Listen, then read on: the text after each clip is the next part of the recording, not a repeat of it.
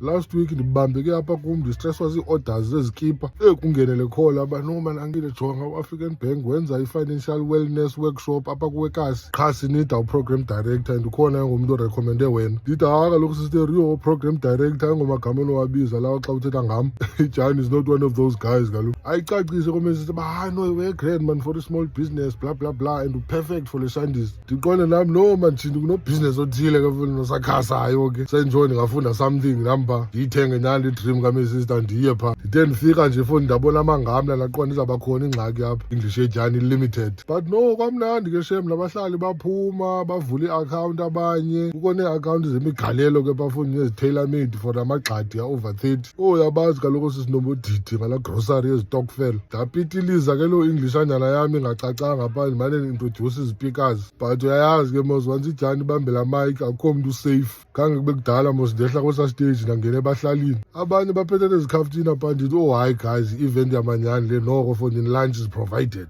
Saqhuba kamnandi satya sahluta sayibetha. Qha ngabahlali bamane babuza apha kum mama angile xa ndifuna uvula i-account ka-African Bank. Ndithi hayi kaloku guys andiqeshwanga phayana mna iDyan ayo-brand ambassador yaka-African Bank. Nantsi ibranch yabo apha emall. Noko engathi wayeka uba ibhanki nje ye-loans nifike niboleke imali ningaze niyibhatale. But ke asikho lapho namhlanje guys. Zange nabona nethumos kulaa bhenki mafoni solo ku-clean ku-nice nee-couches comfortable. Andiqondi nobana kandayibona mos kwa i-ATM yaka-African Bank.